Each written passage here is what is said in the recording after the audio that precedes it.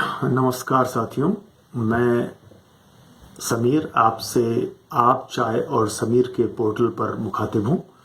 और आज जो चर्चा का विषय है वो उत्तराखंड की अपनी जो बोली भाषाएं हैं उनको ध्यान में रखते हुए जो पत्रकारिता का सफ़र है अब तक का और साहित्य का जो सफ़र है उसमें इन भाषाओं ने किस ढंग से अपनी एक जगह बनाई और क्या इनका स्वरूप है आज की डेट में, उस पर बात करने का है। लेकिन इस सब को शुरू करने से पहले ये जान लेना जरूरी है कि जो सरकारी आंकड़े इन भाषाओं को बोलने वालों के आए हैं आखिरी, उनमें रिप्रेजेंटेशन क्या है हर भाषा का। तो हिंदी बोलने वाले 43 लाख, गढ़वाली 23 लाख, कुमाऊनी 20 लाख, उर्दू 4 लाख, पंजाबी 2.5 लाख, बंगाली 1.5 लाख, जौनसारी 1.25 लाख, नेपाली 1 लाख, भोजपुरी 95,000, मैथिल 54,000, थारू 48,000, तिब्बती 10,000 और भूटिया 9,000। ये एक सरकारी आंकड़ा है। उसके अलावा 13 भाषाएं मुख्य हैं जो चिन्हित हैं और जिनका एक अपना सीधे सीधे इस पहाड़ के इस क्षेत्र के ऊपर अपना एक पारंपरिक और सांस्कृतिक पहचान है। वे हैं गढ़वाली, कुमाऊनी, जौनसारी, जौनपुरी, रवाल्टी, जोहारी, बंगाड़ी, मारछा, राजी, जाड़, रंगल्यू, बुक्साणी, थारू आदि। इन सब भाषाओं के अपनी एक बिल्कुल उत्कृष्ट और स्वतंत्र संस्कृति है। लेकिन जो पत्रकारिता का सफ़र है उसमें किस भाषा ने कोई जगह बनाई या नहीं बनाई, अपना एक स्वतंत्र स्वरूप उसमें अपना अंकित किया कि नहीं किया, इस पर एक बात करते हैं। सबसे पहली बात यह है कि समाचार पत्र या पत्रिकाएं जब छपती हैं तो व्यूअरशिप को ध्यान में रख के ये सब चीज़ें आगे बढ़ती हैं। इसलिए हिंदी के ही समाचार पत्रों का आधिपत्य रहा है 1800 के शुरुआती दौर से। गढ़वाल समाचार एक 1902 में एक मासिक पत्र गिरजादत्त नैथानी जी ने लैंसडाउन से छापा। गढ़वाली के नाम से 1905 में गिरजादत्त नैथानी ने देहरादून से एक मासिक पत्र छापना शुरू किया। स्वाधीन प्रजा 1930 में विक्टर मोहन जोशी ने, बाजार बंधु साप्ताहिक 1853 में छपा और कुर्मांचल समाचार 1893 में अल्मोड़ा से, विशाल कीर्ति 1913 में पौड़ी से सदानंद कुकृति जी ने छापा, पुरुषार्थ 1919 में और बसंत कुमार जोशी ने 1922 में अल्मोड़ा से जिला समाचार डिस्ट्रिक्ट गजेट छपे। कुमाऊं कुमुद पाक्षिक पत्रिका 1925 में, 1930 में विजय, 87 में उत्थान और पीताम्बर पांडे जी ने हल्द्वानी से जागृत जनता 1939 में। इस तरह से बात आगे बढ़ती रही। कर्मभूमि साप्ताहिक 1939 में छपा, जो कुछ कांग्रेसी नेताओं ने, जिनमें बहुत मशहूर रहे भगदर्शन लाल जी, भैरवदत्त धूलिया आदि ने ब्रिटिश गढ़वाल और टिहरी रियासत दोनों के राजनीतिक, सामाजिक और साहित्यिक चेतना को फैलाने का कार्य किया इस अखबार ने, जिसके जो संपादक मंडल में श्री देव सुमन जी भी शामिल रहे।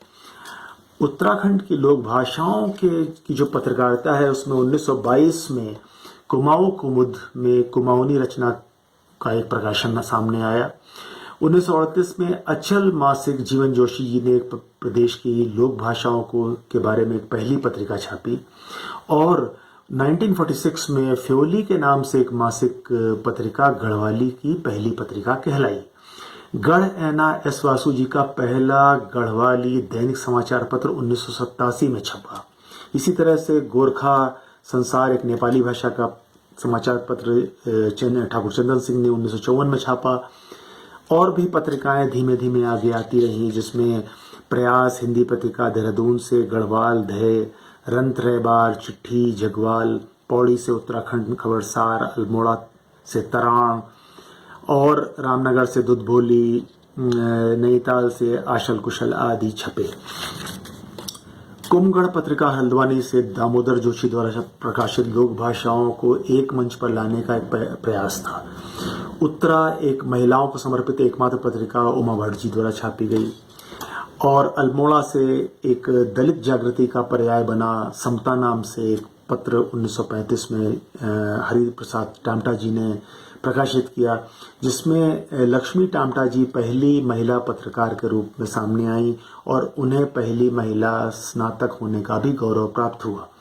तो ये एक सफ़र था जिसमें कि अब एक मासिक पत्रिका के रूप में मैं गढ़वाली में छपने वाली धाद को देखता हूँ। अन्यथा मुझे आज की डेट में कोई भी ऐसा समाचार पत्र या पत्रिका नहीं दिखती जो खालिस लोक भाषाओं में छप रही हो और बिक रही हो। मेरा यहाँ पर एक ही निवेदन है कि लोकप्रिय साहित्य वो होता है जो लोक को प्रिय हो, वो अनुदानित न हो, जिसकी लोग प्रतीक्षा कर रहे हो कि कब वो छपेगा और उसके बाद में वो पैसे से परचेस किया जाए। वो लाइब्रेरी में सजने के लिए नहीं है, वो सिर्फ सरकारी कार्यक्रमों में देने के लिए नहीं है, जिसकी प्रतीक्षा होती हो। एक विडंबना ये रही, 20 साल हो गए हैं उत्तराखंड को बने हुए, लेकिन अभी तक बड़े खालिस उपन्यास अपनी लोक भाषा में मशहूर हुए हों, उनके लिखने वाले हीरो की तरह देखे जा रहा हूँ, ऐसा नहीं देखा गया। इस वजह से क्या हुआ है कि जो नई जनरेशन है उसने अपने आइकन नहीं वो अपने आइकन नहीं ढूंढ पाए, वो ऐसे लोगों को नहीं ढूंढ पाए जिनको आइकनाइज कर सकें, जिनको अपना हीरो मान सकें, जैसा कि अन्य भाषाओं में दिखता है। और उनको लोग अपनी लाइब्रेरी में रखना पसंद करते हैं, उनको एक साहित्यिक मंच पर या कहीं पर गिफ्ट के रूप में देना पसंद करते हैं। ऐसी कोई चीज़ छपने वाली होती है तो उसका लोग इंतज़ार करते हैं कि ताकि मैं परचेज कर सकूं। तो जब तक ये वाला स्वरूप नहीं बनेगा तब तक लोक भाषाओं का विकास साहित्यिक उस मंच पर या साहित्यिक क्षेत्र में नहीं हो पाएगा। हम चाहें जितना जोश के साथ में ये बात मंचों से कहें, इलेक्शंस के दौरान अपना जोश दिखाएं, सेमिनार्स में कहें, पर उसका कोई खास असर नहीं पड़ता तब तक जब तक ऐसे लोकप्रिय आदर्श अपनी अपनी भाषाओं से निकल करके अपनी जगह न बनाएं। कारण उसका क्या है कि जो भी लोक का साहित्य होता है, वहाँ की कहानियाँ होती हैं, वहाँ का अपना एक जीवन होता है, उसको उसी भाव में प्रदर्शित हमेशा उस भाषा में ही किया जा सकता है। कभी भी आप किसी दूसरी भाषा में उसका अर्थ तो बता सकते हैं पर उस भाव को प्रस्तुत नहीं कर सकते। जैसे एक छोटा सा वर्ड है खुद, अगर ये गढ़वाली में एक वर्ड है खुद और हम उसको याद से या किसी और शब्द से सब्स्टिट्यूट करें तो उसका वो भाव नहीं आता। जब किसी को अपने घर की, अपने लोगों की एक अलग सी याद सदाए, उसमें एक होम सिकनेस का भी एलिमेंट हो, उसमें उनके बारे में आपके अंदर विचलन भी आ रहा हो और आप उनसे मिलने के लिए आतुर हो रहे हैं, तब एक वर्ड यूज करते हैं खुद। जबकि इसी शब्द का जो हिंदी पर्याय है या उर्दू पर्याय है उसके कुछ अपने और मीनिंग है।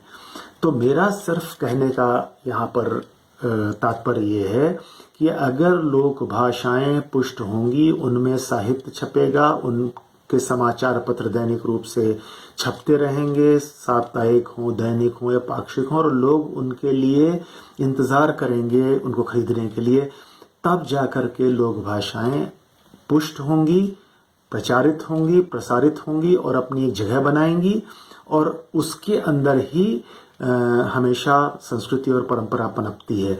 अगर ये पक्ष हमारा कमज़ोर हुआ तो हम अनजाने में अपनी संस्कृति और परंपरा को कमज़ोर कर रहे हैं या धूमिल कर रहे हैं या अशक्त बना रहे हैं। तो मेरा निवेदन ये है कि इस पर सोचिए, जहाँ पर असहमति हो अपने कमेंट्स में उसके बारे में बताइए ताकि चर्चा ग्रो कर सके। और आपसे यही गुजारिश है कि पार्टिसिपेशन जरूर रखिए। जब कोई मुद्दा उठाया जाए तो उसमें आपका पार्टिसिपेशन अपेक्षित है, आप चाहे और समीर के इस पोर्टल पर। धन्यवाद।